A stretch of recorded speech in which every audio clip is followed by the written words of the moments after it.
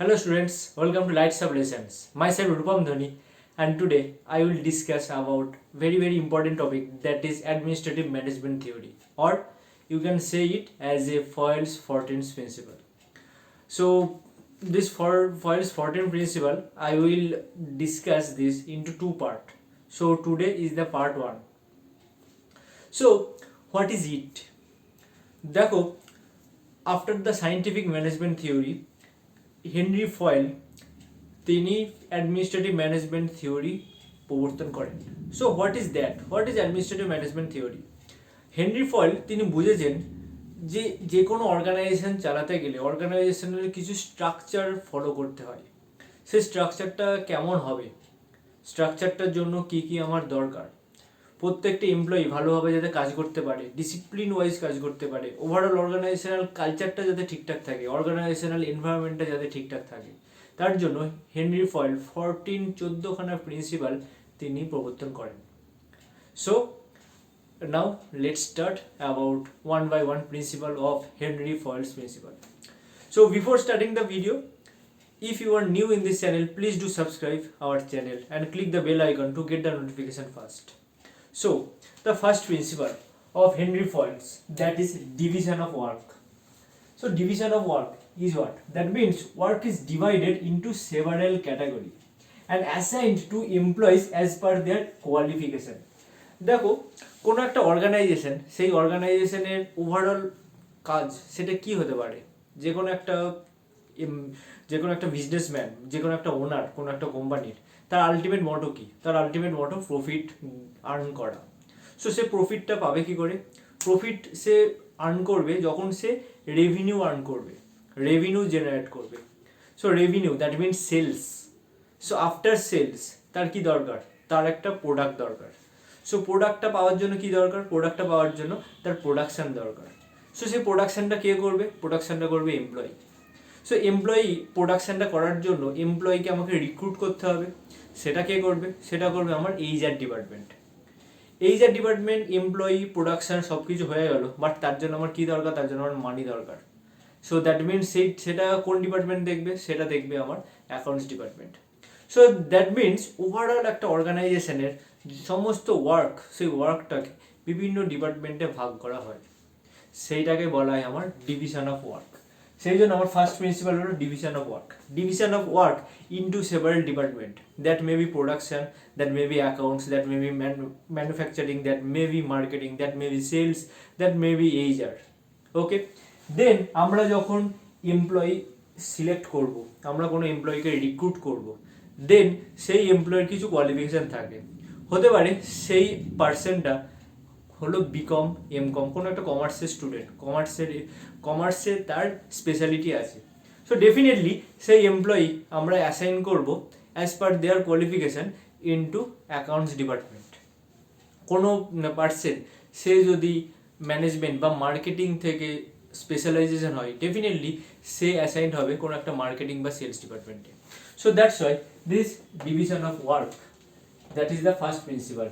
Next principle of Fayol's 14th principle, that is authority and responsibility. So what is authority? What do you mean by authority? See, authority means is the power. Authority means the power.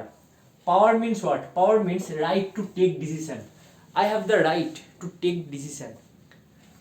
ধরো আমি কোনো একটা অর্গানাইজেশনের manager, তাহলে আমার আন্ডারে যেসব এমপ্লয়িরা কাজ করবে, সেই এমপ্লয়িরা কীভাবে কাজ করবে, কী স্ট্র্যাটেজিতে কাজ করবে, তার একটা কিন্তু পাওয়ার আমার আছে। তো সেটাকেই বলছে right. So that is called authority. And also the responsibility. What do mean by responsibility? Responsibility means what? That liable for the outcome. তোমাকে আমি কিছু একটা কাজ দিয়েছি। কী কাজ দিয়েছি? কাজ দিয়েছি তুমি কোনো একটা প্রোডাক্ট, সেই প্রোডাক্টটা নিয়ে এক জায়গা থেকে আরেক জায়গায় কোনো কাস্টমারের কাছে গিয়ে ডেলিভারি দাও, ঠিক আছে? এবার সেই ডেলিভারি দেওয়ার জন্য তুমি কীভাবে যেতে পারো? That is completely I will give you the authority. মানে তুমি তোমার নিজের খুশি মতো যেতে পারবে, তুমি তোমার নিজের খুশি মতো ডিসিশান নিতে পারবে। So that is called authority. But তার সাথে কিন্তু রেসপন্সিবিলিটিও তোমাকে নিতে হবে। So what is responsibility? Responsibility means তোমাকে যে কাজটা দিয়েছি তার আউটকাম যাই হোক, তার দায়িত্ব কিন্তু তোমাকে নিতে হবে। তুমি আমি তোমাকে বললাম কোনো একটা জায়গায় যেতে ট্রেনে যাও, তুমি ট্রেনে না গিয়ে প্রাইভেট কার বা তুমি বাসে গেলে, দেন বাসে যেতে যেতে বা প্রাইভেট কারে যেতে যেতে রাস্তায় যদি কোনো অবরোধ হয় তাহলে তোমার লেট হয়ে গেল, হয়তো তুমি ঠিক টাইমে পৌঁছাতেই পারলে না। So that means what, that means সেই প্রোডাক্টটা বা সেই কাজটা কিন্তু ফুলফিল হলো না, তাহলে তার যে ফেলিওর, সেই ফেলিওরটার দায়িত্ব কিন্তু তোমার। সেই জন্য অথরিটি অ্যান্ড রেসপন্সিবিলিটি দুটোই কিন্তু সেম টাইমে সেম পার্সনকে দেওয়া হয়। কোনো একটা সিঙ্গেল জিনিস শুধুমাত্র অথরিটি দেওয়া হয় বা শুধুমাত্র রেসপন্সিবিলিটি দেওয়া হয় সেরকম কিন্তু না। কেন নয়? Why not? বিকজ আমি যদি তোমাকে শুধু অথরিটি দিই যে তোমার কাছে পাওয়ার আছে টু টেক দ্য ডিসিশন, তাহলে তুমি কিন্তু যে কোনো ডিসিশন নিতে পারো। সেই ডিসিশনটা ওভারঅল অর্গানাইজেশনের জন্য ভালো হোক খারাপ হোক সেটার জন্য কিন্তু তুমি দায়ী থাকবে না। সো দ্যাটস ওয়াই শুধুমাত্র অথরিটি দেওয়া মানে সেই পাওয়ারটার মিস ইউজ হবে। এবার যদি আমি শুধুমাত্র তোমাকে রেসপন্সিবিলিটি দিই, দ্যাট মিনস হোয়াট, তাহলে তোমার মনে হবে কাজটা যাই হোক, ভালো হোক খারাপ হোক, সব দায়িত্ব তোমার, কিন্তু তোমার কোনো ডিসিশন নেওয়ার পাওয়ার নেই। সো দ্যাটস ওয়াই শুধুমাত্র রেসপন্সিবিলিটি দিলেও কিন্তু ডিমোটিভেশন হয়, এমপ্লয়ি ঠিকঠাক কাজ করতে পারে না। সেই জন্য প্রত্যেকটা কাজের দায়িত্ব যখন এমপ্লয়িকে দেওয়া হয়, তার জন্য authority and responsibility both is important. Okay, next is what? Next is the discipline. The third principle is discipline of Henry Ford's. Discipline means employee must obey the rules of regulation or rules of the organization, rules and regulation of any organization. দেখো প্রত্যেকটা অর্গানাইজেশনের তার নিজস্ব কিছু policy থাকে, that means rules and regulation থাকে।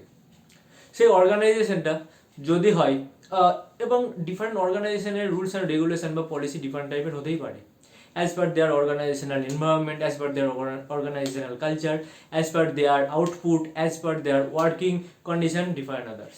Okay, but সেই অর্গানাইজেশনটা rules and রেগুলেশনটা প্রত্যেকটা এমপ্লয়ি যেন ফলো করে সেটা কিন্তু দেখতে হবে অর্গানাইজেশনের ম্যানেজমেন্টকে।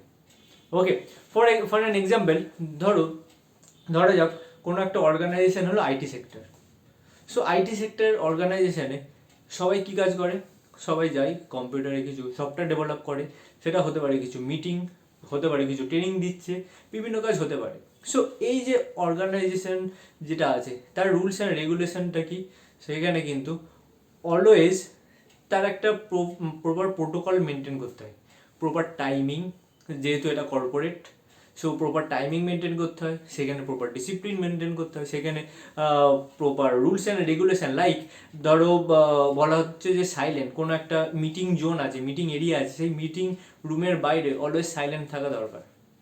ওকে, এবারে ধরা যাক কোনো একটা ফ্যাক্টরি, আর একটা অর্গানাইজেশন ফ্যাক্টরিতে সাইলেন্ট কোনোদিনই হবে না, কোনোদিন কি সম্ভব? কোনোদিনই হবে না, কারণ মেশিন থেকেই প্রচণ্ড আওয়াজ বেরোয়। তো সেইখানে সেই রুলস অ্যান্ড রেগুলেশনটা কিন্তু থাকবে না, সেখানে অন্য রুলস অ্যান্ড রেগুলেশন থাকবে। কী রুলস অ্যান্ড রেগুলেশন থাকবে? সেখানে হয়তো থাকতে পারে যে কোনো একটা ডেঞ্জার জোন আছে, সেখানে যেন কোনো এমপ্লয়ি না যায়, সেটাও একটা রুলস অ্যান্ড রেগুলেশন বা পলিসি, যে উইদাউট এনি পারমিশন কেউ যেন অন্য জায়গায় না ঢোকে, right? So these all are the different discipline, these all are the, if the employees must obey different rules and regulation or the policy that is built by the organization authority, that is called your discipline. Okay, next, number 4 principle, that is unity of command. So what is unity of command? That states that each member of the organization should receive order from only one boss.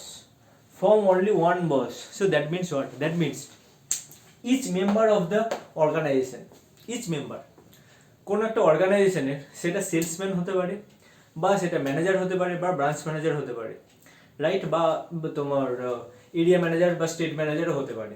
প্রত্যেকটা member তার যে immediate boss থাকবে, তার যে immediate manager থাকবে, আপার level manager, তার কথাই শুধু সে শুনে চলবে, আর কারোর কথা না। সেটাকে বলা হচ্ছে আমার ইউনিটি অফ কমান্ড। এটা কিন্তু খুবই ইম্পর্টেন্ট কোনো একটা অর্গানাইজেশনের ক্ষেত্রে। কেন ইম্পর্টেন্ট সেটাও বলি। ধরো কোনো একটা অর্গানাইজেশন আছে, সেই অর্গানাইজেশনে মার্কেটিং ডিপার্টমেন্ট আছে, অ্যাজ ওয়েল অ্যাজ ফিনান্স বা অ্যাকাউন্টস ডিপার্টমেন্টও আছে।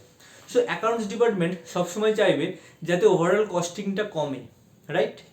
সো একটা প্রোডাক্ট আমি যদি কাস্টমারকে সেল করি, এবারে আমি সেল করার জন্য ডেফিনেটলি আমি চাইবো যে বেশি পরিমাণ ডিসকাউন্ট দিতে, রাইট? বাট অ্যাকাউন্টস ডিপার্টমেন্ট সে চাইবে যাতে কম পরিমাণ ডিসকাউন্ট দেওয়া হয়, যাতে কোম্পানির প্রফিট হয়। ওকে, সো এইখানে কিন্তু ক্ল্যাশ করছে। এবার আমি তাহলে কার কথা শুনবো? আমি শুনবো কিন্তু আমার আপার লেভেলে যে ম্যানেজার আছে, আমি যার আন্ডারে কাজ করছি, যে আমার বস, তার কথা কিন্তু সবসময় শুনে চলবো। So that is called unity of command. So প্রত্যেকটা অর্গানাইজেশনে এই প্রিন্সিপালটাই কিন্তু very very important, unity of command. Fifth principle is unit of direction. So what is unit of direction? See, unit of direction means what? That one manager should guide the actions or any plan of a particular department and function. So that means what? That means for every department, যেটা আমি বললাম যে কোনো একটা অর্গানাইজেশনে, সেটা হতে পারে প্রোডাকশন ডিপার্টমেন্ট বা মার্কেটিং বা ফিনান্স ডিপার্টমেন্ট, সেই ডিপার্টমেন্টের একজনই মাত্র হেড থাকবে, সেখানে অনেকজন হেড থাকবে না, হেড একজনই থাকবে। এবার হতে পারে তার আন্ডারে 5 জন আছে, সেই 5 জন আবার ইন্ডিভিজুয়ালি এরিয়া বা ইন্ডিভিজুয়াল জোন বা ইন্ডিভিজুয়ালি ওয়ার্কের হেড। সেই 5 জনের আন্ডারে যদি একজনকে ধরা হয়, সেই একজন যদি তার আন্ডারে আরও অনেক ডিপার্টমেন্ট থাকে, নট ডিপার্টমেন্ট, তার আন্ডারে অনেক যদি লোকেশন থাকে, প্রত্যেকটা লোকেশনে একজন করে হেড থাকলো, like branch manager. So that means what? That means particular individual function বা পার্টিকুলার ইন্ডিভিজুয়াল প্ল্যানের জন্য বা পার্টিকুলার ইন্ডিভিজুয়াল ওয়ার্কের জন্য হেড কিন্তু একজনই থাকবে, সেটাকে বলা হচ্ছে unit of direction. So what is the benefit of that? তার কারণ যখনই হেড একজন থাকবে তখন কিন্তু কোনো ডিসিশন ক্ল্যাশ করবে না। আমি এই ডিপার্টমেন্টের হেড, আমি মার্কেটিং ডিপার্টমেন্টের হেড, সো মার্কেটিং ডিপার্টমেন্টে যাই হয়ে যাক কেন, প্রত্যেকটা ডিসিশন কিন্তু আমি নেব। আমার সাথে যদি আরেকজন থাকে তাহলে আমি হয়তো হ্যাঁ বললাম, সে হয়তো না বললো, তাহলে দুজনের ডিসিশনের মধ্যে ক্ল্যাশ করবে। সো এই ক্ল্যাশটা যাতে না হয়, সেই জন্য প্রত্যেকটা ডিপার্টমেন্ট বা প্রত্যেকটা ফাংশন বা অর্গানাইজেশনের প্রত্যেকটা ইন্ডিভিজুয়াল ওয়ার্কের হেড কিন্তু একজনই থাকে। সো সেটাকেই বলা হচ্ছে আমার unit of direction. Next, number 6th principle, that is subordination of individual interest to the general interest. So what is general interest? General interest means the overall organizational interest. So what is organizational interest? Organizational interest is to earn profit, is to generate revenue, is to increase the production, is to sell more of the product. So that is the organizational interest, and that denotes the interest of an individual must be given less important than the organizational interest. So means what? ধরা যাক কোনো একটা অর্গানাইজেশনে যেসব employee কাজ করছে, সেই এমপ্লয়িরা বলছে যে আমরা প্রত্যেক দিন বিকেল 4টের সময় বাড়ি চলে যাব, আমরা অফিসে 6টা অবধি বা 7টা অবধি থাকবো না, কাজ করব না। So that means what? That means ওটা হলো ইন্ডিভিজুয়াল ইন্টারেস্ট। আমি as a top level management of that organisation যদি আমি সেই ইন্টারেস্টটাকে বেশি প্রায়োরিটি দিই, তাহলে কিন্তু আমার সেলস বা ওভারঅল অর্গানাইজেশনটা কিন্তু গ্রো করবে না। আমার যদি অর্গানাইজেশন গ্রো না করে, তাহলে how I can give the salary to those employees? So that's Y every time individual বা এমপ্লয়ীদের যে ইন্টারেস্ট থাকে, সেই ইন্টারেস্টটা কিন্তু লেস ইম্পর্টেন্ট দেওয়া হয়। More important that should be on the organisational importance, the overall organisational interest, সেইটার উপরে কিন্তু বেশি জোর দেওয়া উচিত। সেটাই আমাদের number 6 principle. And then number 7th principle, that is centralization and the decentralization, and you have to balance between these two, the centralization and the decentralization. What is that? What is centralization and decentralization? ধরা যাক যে কোনো একটা organisation, সেই অর্গানাইজেশনটা কিন্তু top level management যে থাকে সেই কিন্তু সেন্ট্রালি কন্ট্রোল করে। ওকে, ধরা যাক আমাদের ইন্ডিয়ার এডুকেশন সিস্টেম। সো ইন্ডিয়ার এডুকেশন সিস্টেমে টপ লেভেলে কে আছে? টপ লেভেলে আছে আমাদের UGC, university grant commission. So কোনো একটা ডিসিশন, সেই ইউজিসি সে কিন্তু সেই ডিসিশনটা different other state university, central university, private বা পাবলিক ইউনিভার্সিটিকে তারা সেই ডিসিশনটা জানায়। সেই অ্যাকর্ডিংলি সেই ইউনিভার্সিটিগুলো তারা তাদের আন্ডার যেসব কলেজ আছে, সেই কলেজগুলোকে তারা সেই মেসেজটা কনভে করে। সো দ্যাট ইজ সেন্ট্রালাইজেশন, যে সেন্ট্রালি সে কন্ট্রোল করছে। And also that is decentralisation also, because সে তার কাজটা আস্তে আস্তে ডেলিগেট করছে তার ডাউন লেভেল ম্যানেজমেন্টকে, তার ডাউন লেভেল অথরিটিকে। So that's why this principle, the number 7th principle states that balance between these two, balance between this centralization and the decentralization process. How কি কি কাজ তুমি সেন্ট্রালি কন্ট্রোল করবে, কি কি কাজ তুমি ডিসেন্ট্রালাইজেশন করবে, দ্যাট মিনস ডেলিগেট করবে ডাউন লেভেল ম্যানেজমেন্টকে, সেটাকেই বলা হচ্ছে আমার balance between this centralisation and decentralisation. So I think এই 7টা প্রিন্সিপাল খুব ভালোভাবে তোমরা বুঝতে পেরেছো। তোমরা যদি চাও তোমরা নোটস লিখে নিতে পারো এই ভিডিওতে থেকে। তোমরা যদি চাও ওভারঅল প্রিন্সিপাল অফ ম্যানেজমেন্টের নোটসও তোমরা পেয়ে যেতে পারো। ডিসক্রিপশান বক্সে ইমেল আইডি আছে, সেই ইমেল আইডিতে তোমরা কোয়ারি করতে পারো। তোমাদের যদি কোনো ডাউট থাকে regarding any topic of principal of management or anything about the management, তাহলে তোমরা কমেন্ট বক্সে জানাও। আমি চেষ্টা করবো সেই টপিকটা নিয়ে নেক্সট ভিডিওতে ডিসকাস করতে। তো till then stay tune with us. Thank you.